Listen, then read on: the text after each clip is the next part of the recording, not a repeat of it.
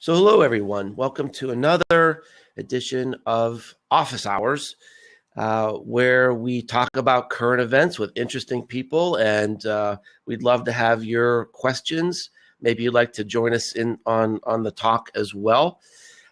One thing is that I am recording this, and I'll post it on YouTube and maybe my blog down the road. So if you do ask a question, if you do appear on the screen, you might be recorded. And feel free to hit the little Twitter button. It's not your turn yet. It's not your turn. Hit the little Twitter button. Tell everybody what we're doing here, and the more the merrier. So today, I'm absolutely delighted to be talking with Gini Dietrich. And, just from a personal standpoint, this is awesome because Gini and I have been friends for a long time. We started out as social media buddies, found some ways to collaborate together. And it's just been so long since we've caught up. So I'm just happy. I'm feeling joyful today just to be able to talk to you. And I'm sure most of the people on our call today know Gini, or at least have heard of her. And to me, there are just a select few people in business who I really admire, who are strong leaders, who can take tough positions, but also are very kind. And Gini is on that list. And I really admire Gini for a lot of reasons. But she's a role model for me in the way she always brings her humanity to her work, to her writing, to her business, and to her content and her relationships. So she's always been a role model for me. And today we're gonna be talking about cutting through the noise. And so this should, you never know where these conversations are going to go, but that's where we're going to start. And it's something that I'm really passionate about because that's what I wrote my new book about. It's what it's entirely about. What page is the selfie on? 40? 40, page 40, the badass selfie, call to action, the secret of the content code. I love it. And Gini, of course, is an author of herself, a very fine book called Spin Sucks, which I have enjoyed. And so, Gini, this is something you do every single day, cutting through the noise. So how are you doing? I'm good. I don't know that I'm going to be able to fit my head through my door, but I'm good. Oh, well. It was nice of you. Never let the facts get in the way of a good story is what I always say. Awesome. So I've got some questions here. High-tech questions. I've actually been thinking about this. I am prepared. So, Gini Dietrich. Yes, Mark Schaefer. I've also been studying your interviewing style on the hot seat thing. So I'm going to throw some of those zingers in there too. What keeps you up at night as a PR professional? What's keeping you up at night these days in this changing world? I hate to say it, but it's the same old, same old. We measure by media impressions and advertising equivalencies. There was a whole conversation on Twitter last week where a vendor to the PR industry who's very well known was saying, advertising equivalencies are the way to go. And it's just so irresponsible for vendors, particularly, to push that message because it's not the way to go. That stuff it kind of drives me crazy that we're still talking about PR as media relations, and it's not. It drives me crazy that we can't change this perception and that nobody really is doing PR for the PR industry. And it's hard because you have PR professionals who don't consider themselves PR professionals because they do more than media relations. So they also create that perception issue. And so you've got all this stuff. That's the stuff that keeps me up at night is how do we fix that? Such a fascinating topic. I had a blog post this week that basically suggests that the technology, the analytics that we have not kept up with the platforms. And the example that I gave was I can't tell someone, I couldn't tell if I had a boss how many people read a blog post. All right. Yeah. So we had that conversation. Yeah. On Facebook. Yeah. Yeah. Can't do it. Can't do it because and so it's syndicated or it shows up in so many places. And I mean, okay, so even if you go down to the lowest common denominator of impressions, I'm not even sure we can measure impressions right now. Can't. I think in some ways advertising is better. Traditional advertising might be in better shape than where we are with digital and social media, because at least you've got subscriptions, you've got subscription data, demographic data for some of these traditional outlets. So we're in a weird time. It's a really weird time to be in our business. Well, it's been weird for a while. You had the opportunity to measure against real results, but people were still so accustomed to numbers. So they said, well, let's measure fans and followers. Let's measure YouTube views. Those are not the right metrics, but because people are so obsessed with numbers. And then recently we had Twitter take away the tweet count, right? And everybody starts freaking out because you no longer have that number. Well, that number doesn't really matter. So you have a good point about not being able to measure, because if you are, let's say that you write a blog post on Spin Sucks and it's syndicated by PR Daily and it's syndicated by All Business and Open Forum, and then suddenly you can't unless they give you numbers, and then you don't know if they're the real numbers or if they've embellished them, or it's hard to tell. Yeah. So so let's talk a little bit about breaking through the noise, breaking through this noisy world. Are there any ideas, developments, technologies, techniques that you're really energized about? Some things that you're having some success with for your clients? What's working these days to try to get your message heard and try to become the signal above all this noise?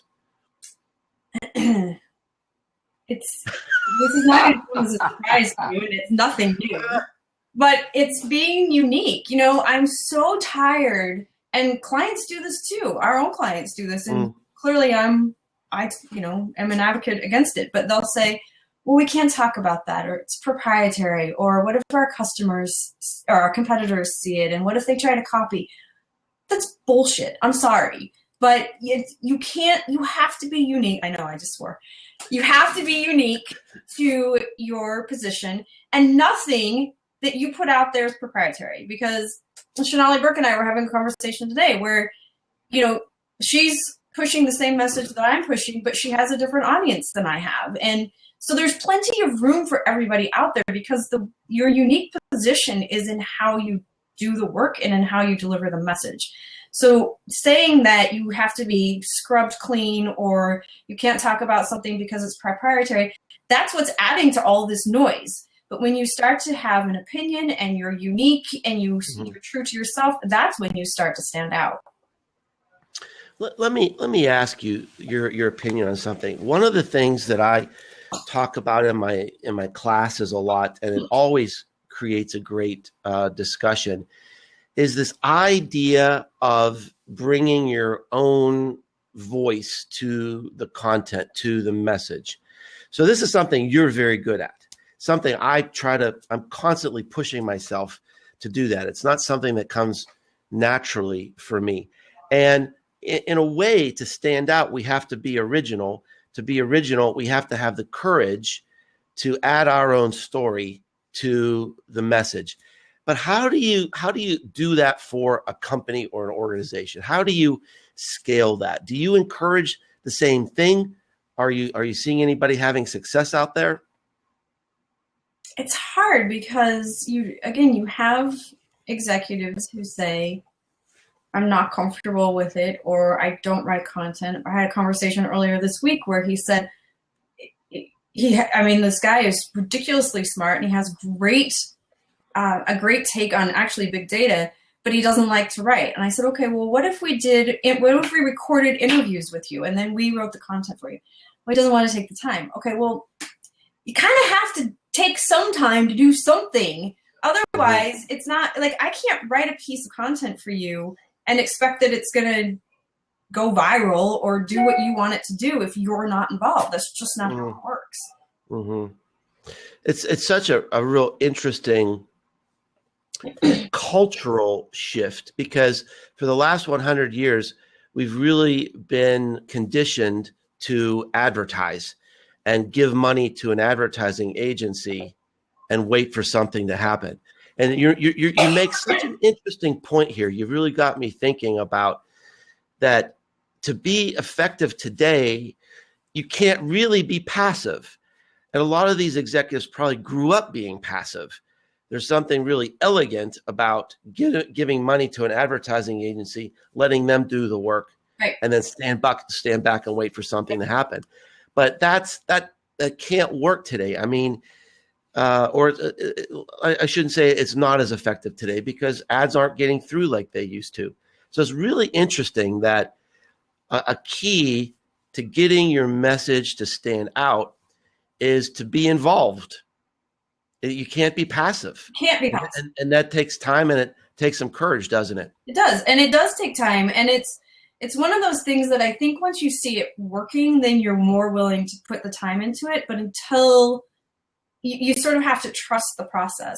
One of the things I've been thinking a lot about lately is influencers. And, it used to be that to your point, you'd hire an ad agency and then you go to the PR firm and you say, okay, which celebrity should we use? And then you hire the celebrity, and the celebrity becomes the face of your brand, right? This is how it was done. And I always laugh when I see the Suave commercials and Selena Gomez as their face, because I am telling you right now, Selena Gomez does not use Suave on that hair of hers. I promise you, she does not. And so it's just not genuine. Because, I mean, it's like, I really loved the Anthony Hopkins TurboTax commercial because I thought it was very tongue-in-cheek during the Super Bowl. Yeah. But again, Anthony Hopkins not using TurboTax. So I think we have to have this shift of exactly what you're saying. Like, you can't be passive. Your influencers cannot be big celebrities, because unless it's believable, unless they, really do. Gini Gomez really does use Suave. I guarantee she does. Yeah. I think that's where the shift has to happen, and it hasn't happened yet. I'd like to share a story. You reminded me of something. Do you know Bethany Mota? Have you heard of Bethany Mota? Bethany is 19 years old. She's a YouTube star. And I got to meet her at South by Southwest last year. She's got like 11 million followers on YouTube. She's 19, and she was named as one of the 30 most influential people on the internet. Wow. And so we were talking, we had a discussion about this idea of influencers. She has become such a star. She is a spokesperson for the Aeropostale retail brand, and she's also designing clothes for them. Wow. And every time they deliver her clothes, they sell out. So she said, well, she was talking about how it can be good and bad. She said good and bad experiences working with brands as an influencer. And she said, Aeropostale is cool because I'm not going to wear their clothes all the time. Why would I do that? And I'm thinking, because they're paying you. And she said, if I wore their clothes all the time, my audience would know something was wrong. I can't do that. And it was, I was just so impressed with her. She's an amazing, amazing young woman. And she really took me to school because what a great lesson is that you've got to be congruent wherever you are. And isn't that so interesting where instantly Selena Gomez using Suave shampoo puts doubt in your mind that she's being congruent, that she's being authentic. And if that's true, she's doing a disservice to her and the brand. Yep. So, and I think one of the things I write about in my book is this idea of trust as being a point of differentiation. And isn't it sad that trust can be a point of differentiation today because so many people are screwing it up? Well, I mean, go think about your own experience where you've been asked to promote a product or serve as the face of a brand or, some sort of influence or something. what situations work really well and which situations are terrible. Mm-hmm. I mean, the situations that work really well is when they let you be authentic and they say to you, right. Here are a couple of key messages, but do your thing. And where it doesn't work is when they try to control it and they say, this is exactly how you have to write it and how you have to say it. And it doesn't work that way because it's not authentic to your voice. Well, that's the rules of engagement. I mean, I really, the only business I'm working with on a regular basis is Dell. I'm writing content for their site, and after it is on their site, I put it on my blog as well. And the first time I sat down with them, I said, I have editorial control. It can't be any other way. It has to be that way. I mean, you can't tell me what to write. Yes. You could tell me you're not going to run something. That's perfectly fine. And I'm not going to do anything to embarrass you. But I've got to have editorial control. And you have to realize that this is good for you. Right. It's good for you if I never, ever breach somebody's trust. I can never do that. Ever. And so they understand. I mean, they're wonderful people to work with. I think that's the big difference too. So I mean, when you start to say, how do we stick out, or how do we rise above all the noise? How do we be authentic? And I know that that's a buzzword that everybody hates, but how do we be authentic and how do we be trustworthy? Those are the key points to it, because we have to make this shift from spending $6 million for a Super Bowl ad with celebrities who may or may not use the product to, the Doritos ad where they were having the ultrasound and he was eating the chip and the baby and the ultrasound was hilarious. That was crowdsourced. That's the kind of stuff that you should be thinking about as a brand. So I'm getting a few questions here from the audience, and I was talking about Bethany Mota. It's Mota. She's quite an amazing young woman, and it's a great story. She told her story when I saw her at South by Southwest that she was bullied when she was in junior high and started watching YouTube videos in her room to kind of soothe herself, and decided she wanted to try creating videos to encourage young women and to try to have a message of love and strength. And she just took off. And now she's doing music, she's doing fashion. And I'm just totally impressed. Awesome. I'm totally impressed with her. And I think she's going to end up being a great role model, a great business leader. And the funny thing was, now I have to admit, as hip as you think I am, Ginny, I didn't know who she was. I didn't know who she was either. I didn't know who she was. And so she comes into the room and she has bodyguards. And I'm thinking, well, that's kind of over the top. She's got these bodyguards. And somehow word got out that she was in this room. It was a small, I was so fortunate to be able to have this discussion with her, because it was just a small group of people. And when she left, I went outside the room and somehow word got out that she was there. And it was in this hotel, and there must have been 200 people lining the hallway trying to get into this room just to see her, just to shake her hand. I mean, so there's this whole layer of celebrity that's out there that's amazing.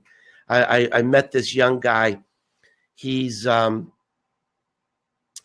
making 6-second Vine videos.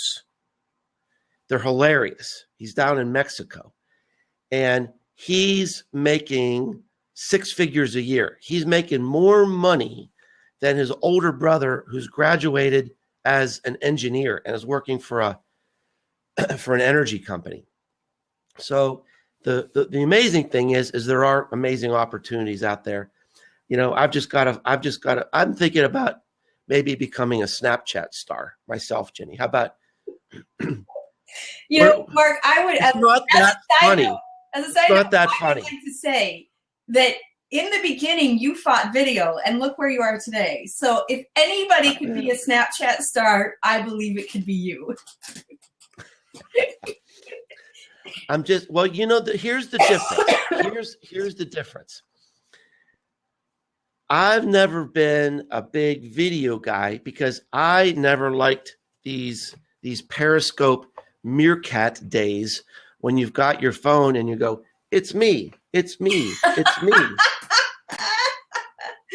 what I don't like. I like this. Yeah, I like this too.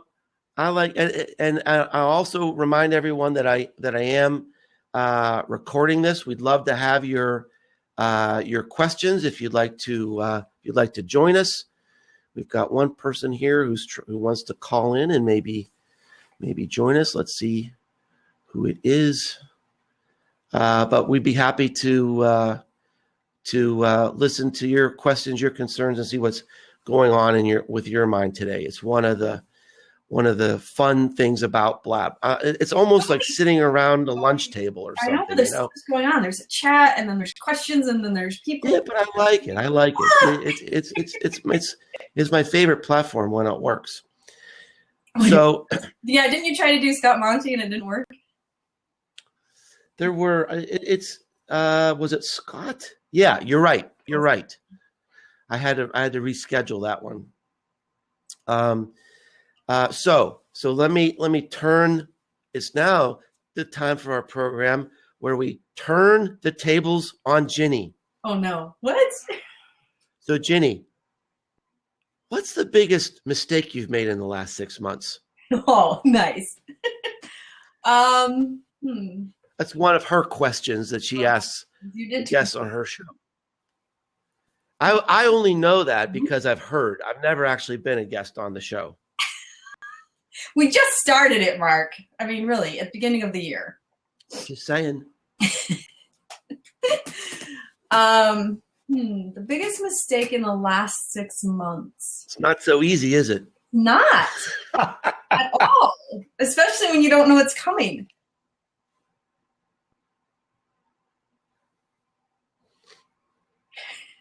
Well, I'll help you out. I'll tell you my biggest mistake. Then you can. You'll tell me your biggest mistake. You can either think of it or make something up. My biggest mistake, and I'm really kind of embarrassed by it because I didn't even follow my own advice. But I got involved with a startup, and as I was listening to this person pitch me on this startup, in my head, I knew it was going to be a problem. But in my heart, I wanted to believe in this person. In my head, it was telling me this person doesn't have the financial resources to stick this out long enough to make this business work. In my head, it's telling me this person has a young family. They're not going to be able to devote the singular focus and time on this to really be successful as an entrepreneur. In my heart, I was thinking, this is a great idea. I love this guy's passion. I need to support him. So I invested time and resources into this company, and what I thought what was going to happen in my head is exactly what happened. I followed my heart instead of my head, and it was a big mistake.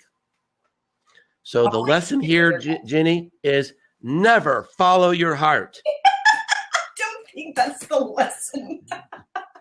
Get off my lawn. You young whippersnappers. All right. So now that I've given you this reprieve, can you think of a mistake that you've made? Does it have to be business related? No. Oh, okay. Oh no. Do tell. I tore my rotator cuff and decided that I didn't really need to have anything done about it. So, I kind of kept riding through the season because I raced my bicycle. And I went all the way through the season with a torn rotator cuff, which created a bigger issue by the end of the season, which is probably going to require surgery. So, which will probably get me out of an entire cycling season. Okay, so PR. Does it report to marketing, or does marketing report to PR? Oh, geez. I'd love to see it. Wrong. Go ahead. I would love to see it be side by side with marketing and report to the executive suite. It's really interesting to me that as I've been really pushing the message from Spinsox, the book, which is integration through this PESO model, paid, earned, shared, and owned media, that so many corporations are saying to me, well, I can't do sponsored content, and I can't do Outbrain or any other amplification, and I can't do any native advertising because that's all in marketing. And I'm like, what? Like they can't even do the things they need to do because it falls under the marketing budget versus there needs to be, rather than having those disciplined silos, there needs to be a one overall budget that everybody can use to test. Well, I mean, this is what you wrote about with Jeff Livingston in your first book, marketing, and you talked about this urgent need to tear down the silos, and the problem that I had with the book really was philosophically, you're right. Practically, how are you going to go into the CMO's office and say, you don't have a job anymore because we're taking apart these silos. You don't have this team. We're blending us all together. So philosophically, you're right. But I mean, I still see this today. Oh, I see it too. Yeah. You wrote the book probably at least 3 years ago now. And, today it's still I'll give you an example of the frustration out there. I was with a brand manager at a big company, and we were working on this project, and she said, our corporation has a contract with an advertising agency. I have to use this advertising agency. And every time I try to do a social program or a content marketing related program, I turn it over to them and it comes back as an ad. Every time. I'm so frustrated. I am ready to fire this agency no matter what the cost, no matter what the personal cost. I'm ready to fire this agency. So again, it's like, holy cow. Yeah. We've got these silos. We've got these old models. How in the world are we going to adjust to the new demands in this marketing world when we have all this crap going on? And a lot of it is political. Of course. And you have, even in the big global PR firms, Richard Edelman has been quoted as saying, we are not going to make the change because it'll take 6 years and lots of layoffs and tons of money that we just aren't willing to invest. So, wow. Yeah, it's... And that's been a big criticism I'm hearing too, that they're saying, well, a lot of the advertising agencies, the big ones, are like they're creating their own little mini social brands. Yep. And they're saying it's the same thing. They're just putting a new sticker on it. Right. They're still doing things the same way. Yeah. So we have a long way to go. A long way to go. And even for my agency, I'm out there talking about it and pushing that in that direction and all those things. But even still, we still have clients who say, well, I only want this. And Well, I had some good advice one time from a mutual friend of ours, Amy Howe. And Amy said, sometimes when you work with a client, first you have to give them what they want, and then down the road, you give them what they need. Yep, it's true. So how have you changed? How has your agency changed over the last few years to try to take a more integrated approach? Well, some of it has been just purely in the qualification of a prospect. So, if somebody calls and says they just want a media relations program, which typically they label as PR. We just don't do it. And I will say, this isn't the kind of work that we do. This is the kind of work we do. And I explain the PESO model and how we integrate and all that. And it's interesting because as soon as you say you're not going to take the business, they, of course, chase you, right? Well, we want to do that. We want to do that. So then you have to go heart or head and say,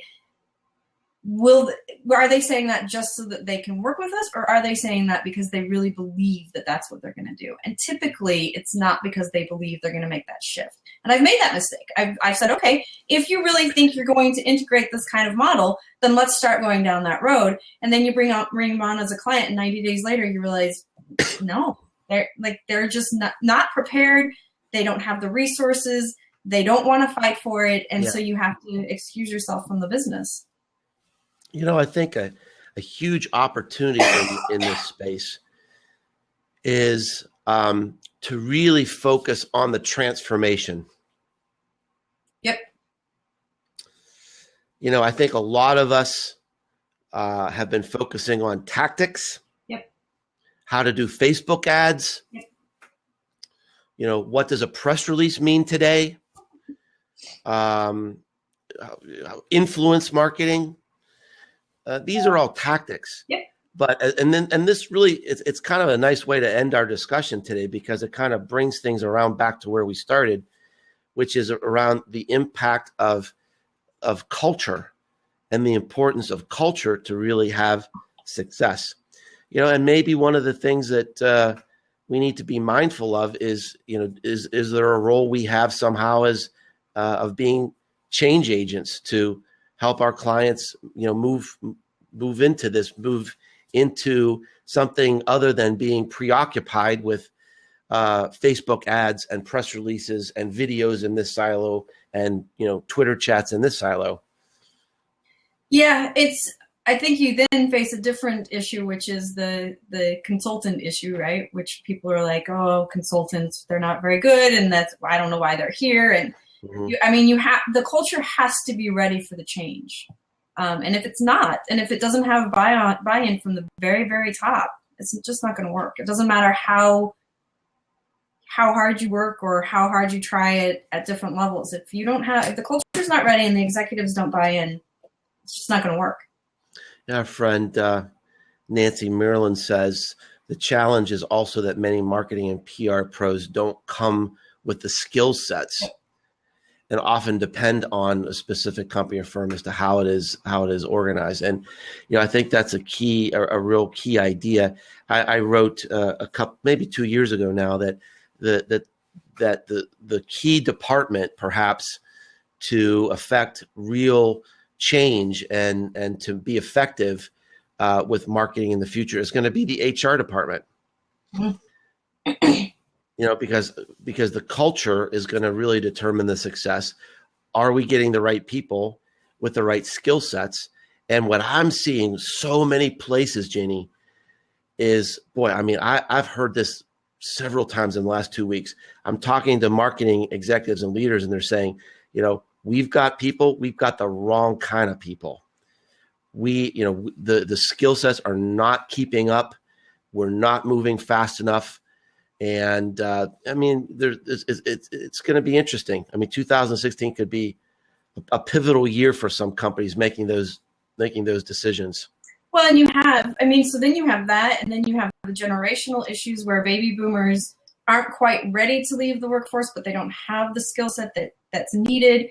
And millennials have the sort of digital side of things, but they don't have the business experience yet. And then, somewhere in the middle is a group of people that get it and have the skill set, but they're not large enough to. So you're right. There's going to be an interesting shift as all. What I would love to see, what I'm waiting for is I hope that there's more cross-pollination between digital companies, some of the unicorns, and old business. So I was filled with hope when Jeff Bezos of Amazon bought the Washington Post. I thought, man, that is really, really interesting. What would happen if an executive from eBay all of a sudden was tapped to lead the U.S. Postal Service.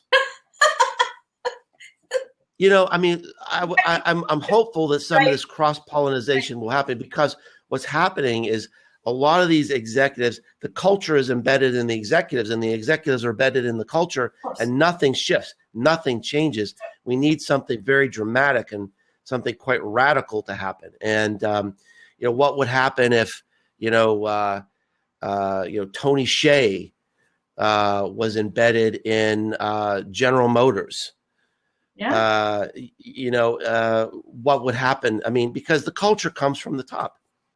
I just finished reading Scaling Up, which is the author of Mastering the Rockefeller Habits.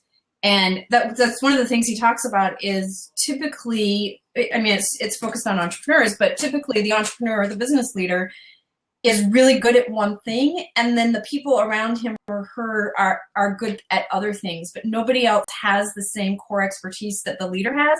And so that's the problem with scaling, is that you don't have anybody who can do your job. Only you can do it. And I'm certainly guilty of that. Yeah. So you have to bring in people that have the same expertise that you have so that you can delegate and begin to scale. But I think that's the whole point of this, is that you have to be able to bring in people that not just support your weaknesses, but also have your strengths, so that you can, from a cultural standpoint, say, okay, up here, here's what we're going to do, and let's figure out how to make that cultural shift. Yeah. Well, Gini, it's been amazing spending time with you today. It's been a lot of fun. Thanks so much for sharing your wisdom today. Of course, tell everybody where people can find you on the web to learn more about you and find your books and your blog and all the amazing videos that you do. Spinsucks.com. Spinsucks.com. It's all right there. Yep. So thanks everyone for listening in today. And I've got another session coming up next week with Brian Solis. Oh, and nice. We'll be talking to Brian and his new book. So thanks so much for